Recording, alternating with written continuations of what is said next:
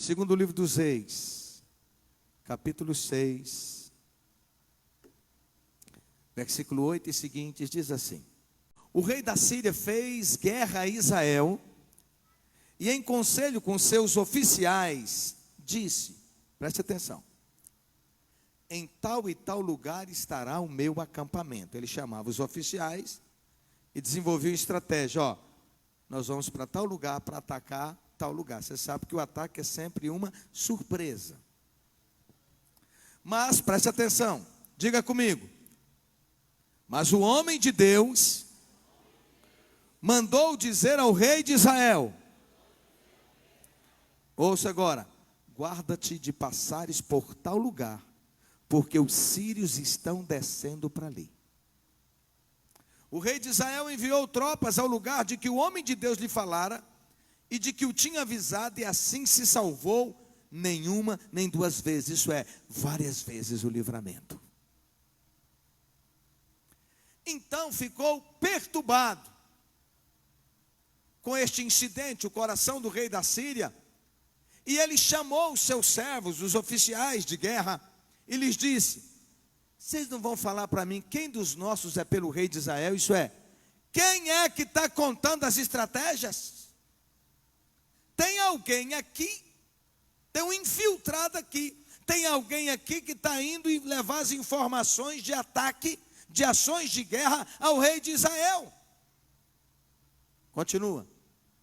Respondeu um dos seus servos, um dos oficiais: ninguém, ó rei, meu senhor.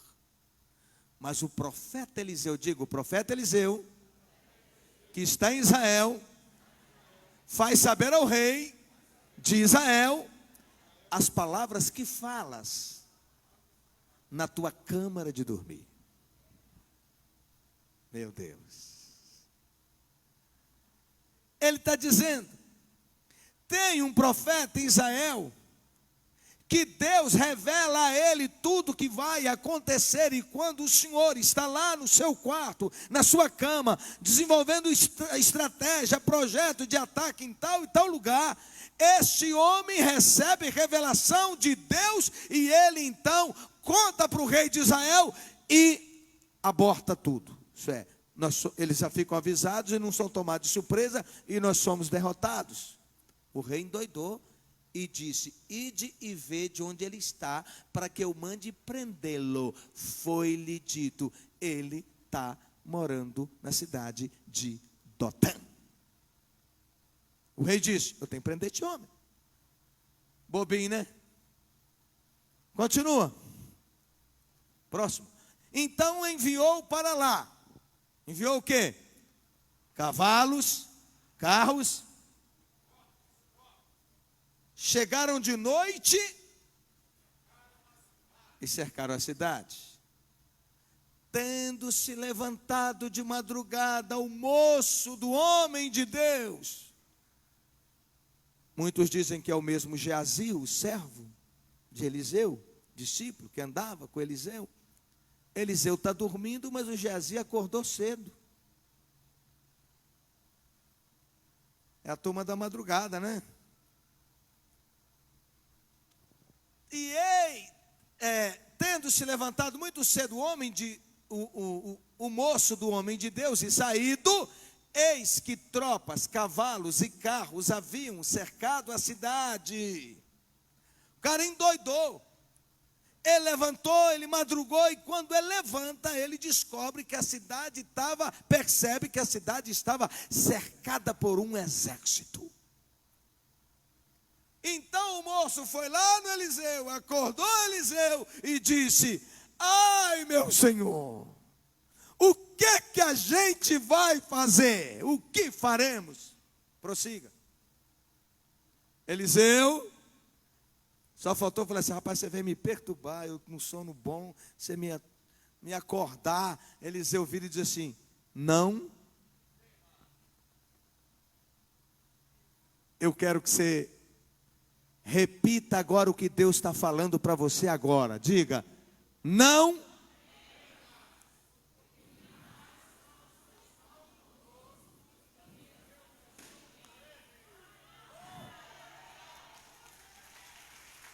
Continua. Orou Eliseu e disse, o que Eliseu fez? Orou. Senhor, peço-te que abra os olhos do rapaz para que ele veja. Deus abriu os olhos do moço e ele viu que o monte estava cheio de cavalos e carros de fogo em redor de Eliseu. Ah, está muito fraco. Você ouviu um negócio desse? Que mais? E como desceram contra ele, o exército do inimigo desceu para prender Eliseu. Como desceram contra ele, orou Eliseu ao Senhor e diz: fere, peço-te, fere estes soldados de cegueira. Deus feriu-os de cegueira, conforme a palavra de Eliseu. Que mais? Então Eliseu lhes falou: não é esse o caminho, vocês vieram no lugar errado. Não é este o caminho, nem esta cidade. Segui-me. Você imaginou um exército todo mundo sem enxergar? Escorando um no outro, tudo humilhado, envergonhado. E guiar-vos-ei ao homem que buscais. E os guiou até a capital Samaria. Saiu de Dotã até Samaria. Próximo. Tendo ele chegado na cidade de Samaria, capital de Israel, disse Eliseu: ó Senhor, agora abre os olhos desses homens, desses soldados, para que vejam. Deus abriu os olhos deles, eles viram e eles perceberam que ele estava no meio de Samaria. Eles estavam no centro da cidade, lá diante do rei. Quando o rei de Israel os viu, perguntou a Eliseu: feri-los-ei, meu pai. Isso é, o senhor trouxe aqui para me matá-los? Respondeu Eliseu: não os ferirás. Fere aqueles que fizeres prisioneiros com a tua espada e com teu arco. Ei, Eliseu, cantor, hein? Porém a estes, manda pôr-lhes diante deles pão e água, para que comam e bebam e retornem para o seu senhor, retornem para o rei. Ofereceu-lhes o rei um grande banquete. E comeram e beberam. Despediu-os. E eles foram para o seu senhor, foram para o rei. E da parte da Síria, não houve mais investidas na terra de Israel. Dá para você aplaudir e glorificar Jesus?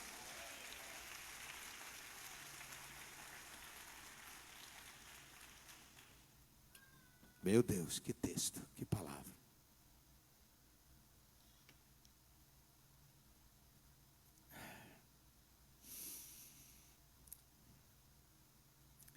Eliseu profetizou num tempo de grande crise nacional. Era um tempo de fome. Ele foi chamado por Deus para o ministério, através da vida de um outro homem de Deus, Elias. Quando Elias lançou sobre ele o seu manto, e depois ele pediu porção dobrada do Espírito de Deus, que estava uma unção dobrada em favor da sua vida, e ele no seu ministério fez o dobro de milagres que Elias fez. A vida de Eliseu, depois de mais de 2.800 anos, ainda continua inspirando milhões ao redor do mundo. Eliseu era um homem santo em seu proceder. Ele trabalhava e visitava toda aquela região, ministrando e abençoando. E uma das mulheres virou para o marido e disse assim: eu vejo que esse que passa por nós é um santo homem de Deus. Vamos fazer um quarto aqui para ele? Eliseu era um santo homem de Deus. Vamos recebê-lo, vamos hospedá-lo. E depois ela foi abençoada tremendamente, com um milagre por causa disso. Eliseu tinha o testemunho de todos. Ele era conhecido como um santo homem de Deus. Mulheres, o povo, os reis de Israel, Judá e também os do estrangeiro. Os escravos, os discípulos dos profetas e os generais o reconheciam como profeta, como um homem de Deus. A Bíblia diz que ele era humilde, em 2º livro dos Reis, capítulo 2, diz que ele pegava a água e lançava sobre as mãos de Elias para lavar. Ele servia Elias. Servia com fidelidade, servia com integridade. Ele se contentava e se alegrava em servir o ministério daquele que Deus colocou sobre a sua vida.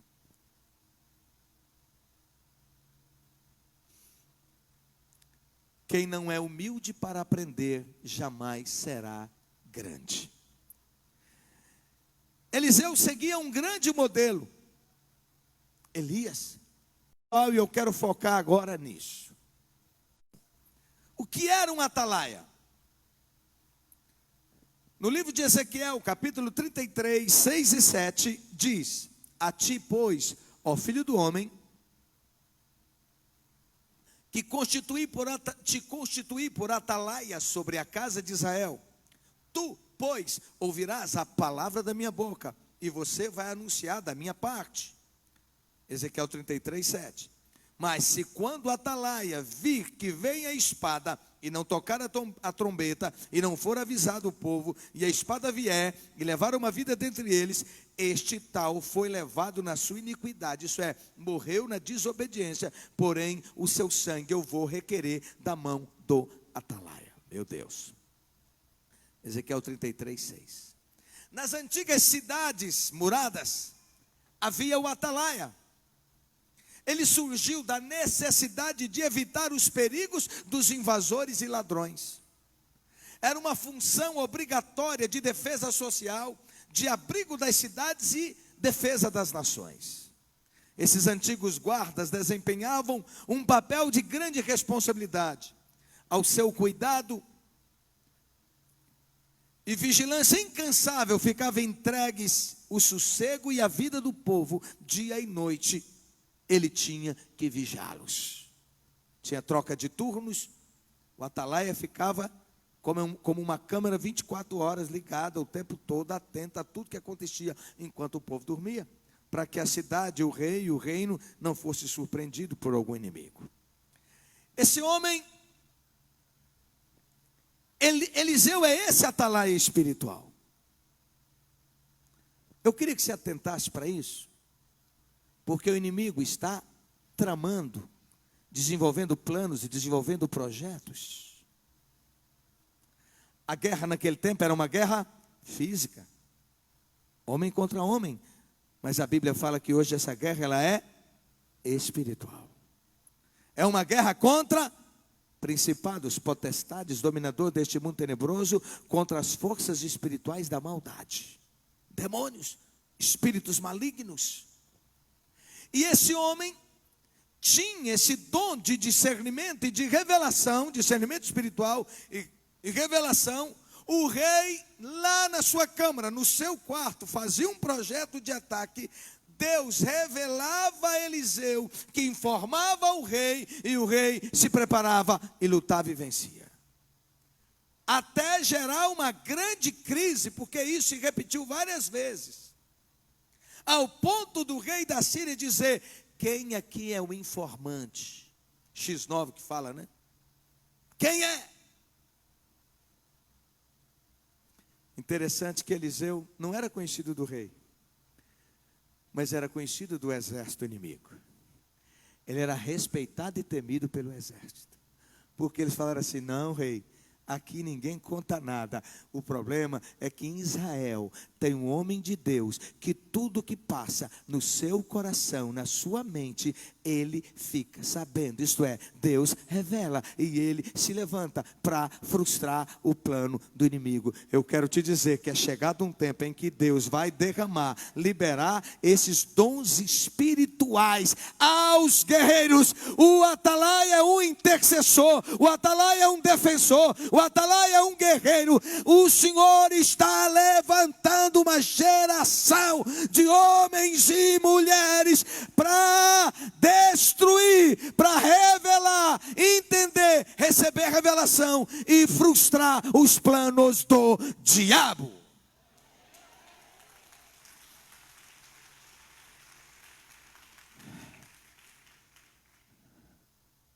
Só que eu quero te dizer que Deus quer te levantar como atalaia na sua casa. Um atalaia, ele recebe então discernimento espiritual. Como é que consegue isso? Intimidade com Deus, tempo na presença de Deus, vida de oração, santidade, dizer: Senhor, levanta-me como atalaia da minha casa, levanta-me como um escudo na minha casa, na minha família, nos meus negócios, na igreja, no ministério, na cidade. Eis-me aqui.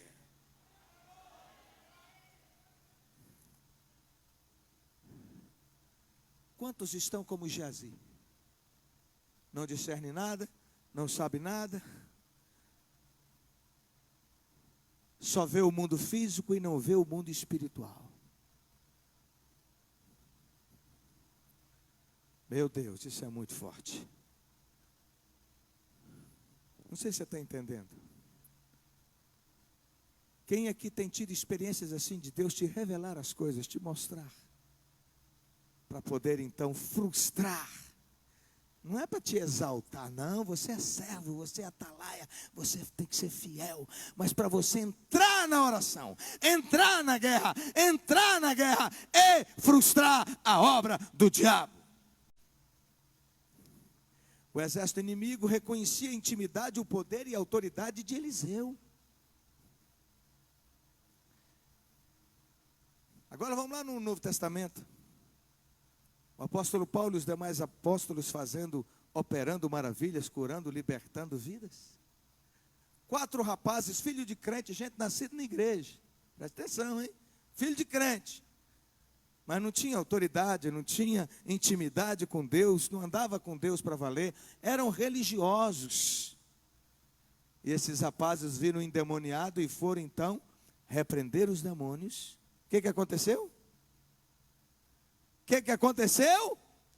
O demônio falou na boca deles assim: conheça Jesus e sei quem é Paulo. Vocês quem são? O endemoniado deu um pau, literalmente um cacete, uma coça, um couro nos 4 e saíram até pelado.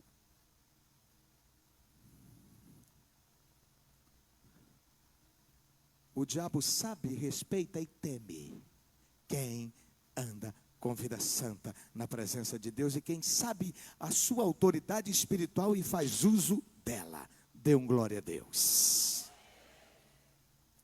Pare de ficar com medo do diabo. Ande com a vida na presença de Deus. Amém?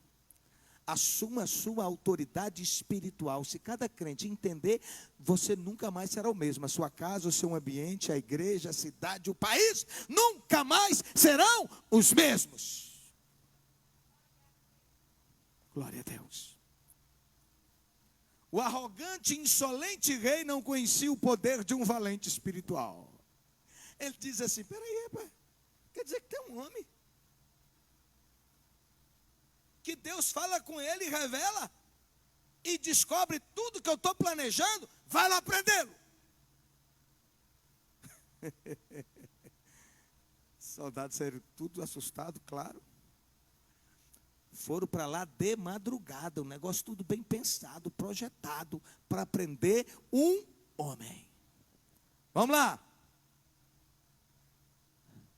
O servo, que é chamado de moço, que muitos dizem que é o tal do Geazi, que andava com Eliseu, aquele que no final se tornou leproso, aquele que cobiçava dinheiro, aquele que andava com o homem de Deus, mas não permitia que a unção que estava sobre o homem de Deus se transferisse para a vida dele. Hoje tem uma expressão muito conhecida, que é chamada assim de modelar.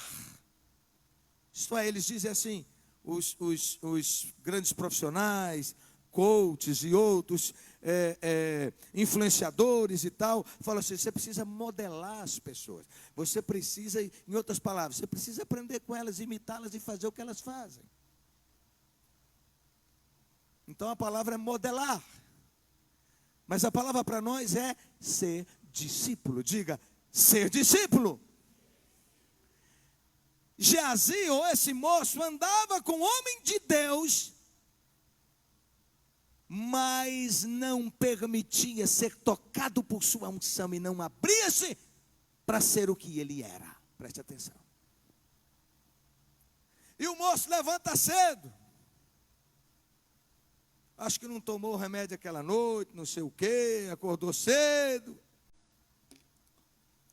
Tendo se levantado cedo o moço do homem de Deus e saído, e eis que tropas, cavalos e carros haviam cercado a cidade. E ele então se defronta com um problema muito grande. Um problema maior do que eles. Então preste atenção. À primeira vista, um problema parece o nosso fim. Entenda uma coisa. Eu não sou animador de auditório, eu sou profeta. E se Deus me deu essa palavra, porque você precisa receber essa palavra da parte de Deus. Então não se desligue, fique atento, porque Deus está falando com gente que tem ouvido atento, coração aberto. Eu não sei que problema você enfrenta. Você foi surpreendido com um problema que parece o fim. Vamos lá. Creia que nem todo vento que parece ser contrário vem para destruir você. Dê um glória a Deus.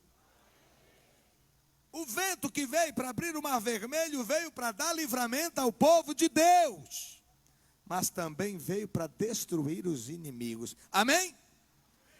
O vento soprou, o mar abriu, o povo passou a pé enxuto, e quando o inimigo entrou, o que aconteceu? O vento soprou, as águas se desfizeram, a muralha se desfez e os matou. Preste atenção. A aflição pode ser o gatilho que nos leva a pedir socorro. Eu vejo um bocado de gente que a gente olha assim e fala, meu Deus, está desconectado. Está desligado espiritualmente. Aí, pinta um problema. Uma surpresa, uma dor, um negócio que surpreende. Pode ser, e eu proclamo que será o gatilho para te levar a uma mudança. A aflição pode ser o gatilho que nos leva a pedir socorro.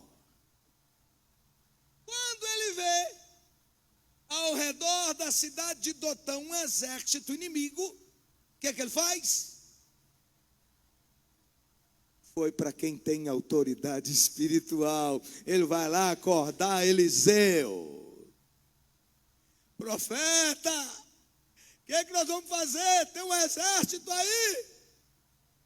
Eliseu assim, de boa, não assusta, não precisa tomar um captopril, não pede uma água com açúcar, só fala assim, não temas. Maior é o que está conosco do que o que está com eles. Eliseu conhecia Deus. E eu quero te dizer que Deus quer que você conheça o seu poder. Eu quero te dizer que Deus quer que você conheça. Eu quero te dizer, você não precisa temer o inimigo. Você não precisa temer o diabo. Você não precisa temer circunstância. Você não precisa temer crise. Você não precisa temer enfermidade. Você não precisa temer problema. Você precisa ter o temor de Deus na sua vida. Crer e descansar nele, que ele se levantará em seu favor. Ouça, o problema que te apareceu, aí, ó, sua vida, na sua casa, na sua família, é a grande oportunidade para uma grande virada na sua vida.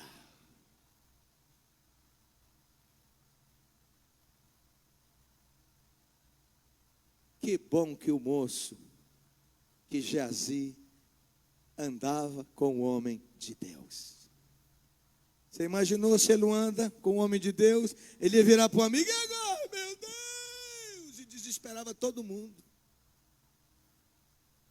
Mas aí ele lança a palavra no plural, a pergunta no plural. O que faremos? Por que ele fala o que faremos? Porque ele sabe que Deus era com Eliseu, ele andava com Eliseu e ele via a operação do poder de Deus na vida de Eliseu. Ele sabia da fidelidade de Deus para com Eliseu, da fidelidade de Eliseu para com Deus. Ele sabia que viria uma resposta. A pergunta que ele faz remete a uma solução. Que faremos? Ele não virou para Eliseu e disse assim: estamos perdidos, seremos presos, seremos mortos. Não. Ele diz: o que vamos fazer? Glória a Deus. Então vamos lá. Andando com o homem de Deus, o rapaz havia presenciado inúmeras intervenções de Deus através da vida de Eliseu. Algumas lições para nós. Primeira, ande com pessoas que estimulam a sua fé. Repita.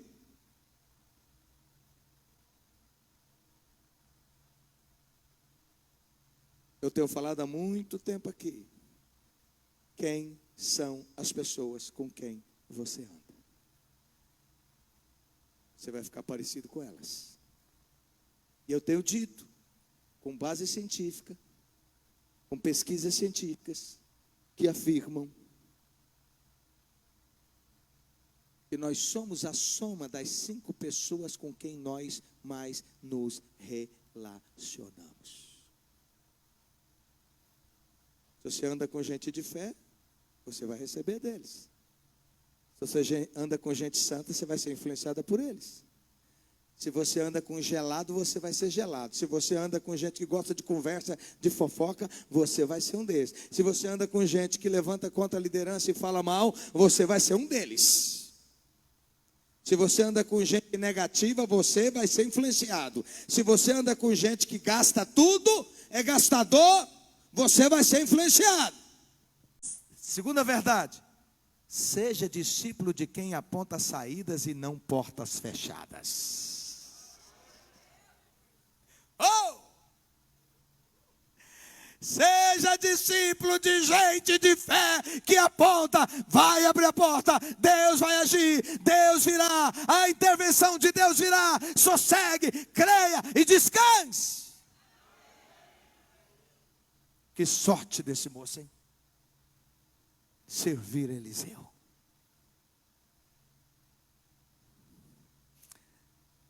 Ande com gente que tem histórias de Deus para contar.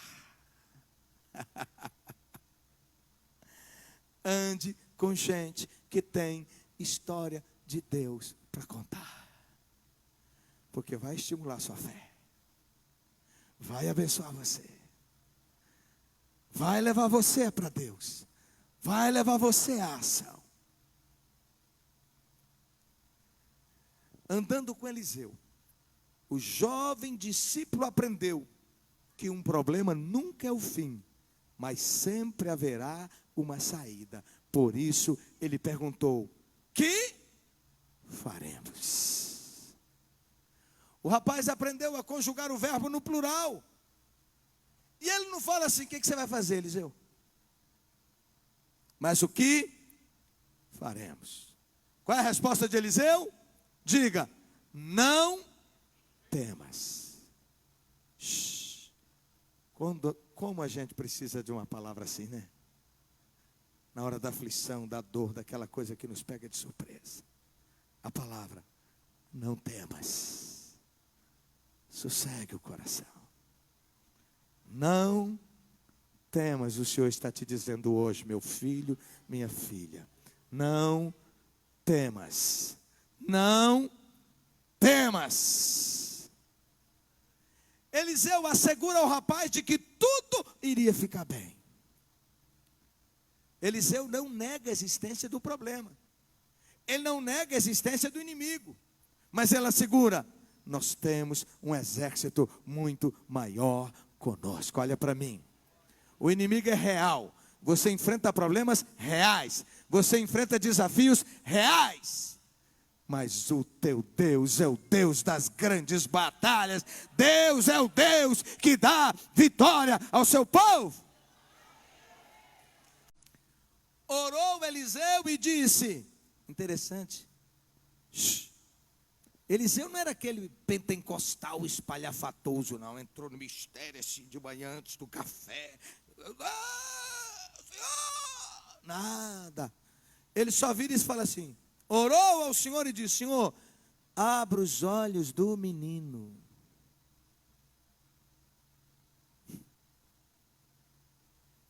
E Deus abriu os olhos, diga, espirituais. Porque os olhos físicos do menino via o inimigo.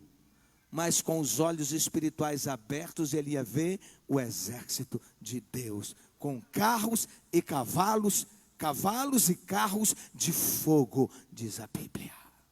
Vivemos um tempo de grande desafio. Um tempo para o qual nós não estamos preparados. Então esse tempo exige intimidade com Deus. Exige que os olhos espirituais sejam abertos. Porque para ver problema, todo mundo está vendo. Nossos olhos físicos estão abertos. Mas eu quero te dizer que Deus quer abrir seus olhos espirituais para você ver a provisão. Para você ver o livramento. Para você ver a intervenção de Deus. Para você ver a resposta de Deus. Eis que é chegado o tempo de Deus, o tempo da humilhação fica para trás. Deus vai te levantar em vitória, e no lugar da desonra virá dupla honra. Meu Senhor, eu declaro os céus abertos, e eu declaro que o Senhor distribui dons espirituais, dons de discernimento de espírito. Nós precisamos tanto para esse tempo. Os dias são maus. Dons de revelação, dons de palavra de conhecimento, dons de sabedoria. Em nome de Jesus, receba dons espirituais que o Senhor te concede agora, em nome de Jesus, e declaro mais, que o Senhor te levanta hoje como um atalaia, um homem, uma mulher, um valente, quem entra na brecha, quem fica atento e ligado para abortar, para destruir, paralisar as obras do diabo, os levantes do diabo contra a sua casa, contra seus filhos, contra a sua família, contra seus negócios. Eu te abençoo em nome do Senhor Jesus, e declaro que você vai ser discípulo. Você não vai ser como Geazi, que andava com o homem de Deus, mas não se tornava um homem de Deus. Eu declaro que você será um homem de experiências. Você vai andar em fé. Seus olhos espirituais são abertos hoje, em nome de Jesus. E quando vierem inimigos, problemas, lutas, dores, enfermidades, crises, você não vai olhar para o inimigo, você não vai olhar com os olhos da carne, com os olhos físicos, mas você vai contemplar o espiritual, o mundo espiritual, e você vai abrir a sua boca em fé e declarar: maior é aquele que está em mim do que aquele que age no mundo, em nome de Jesus.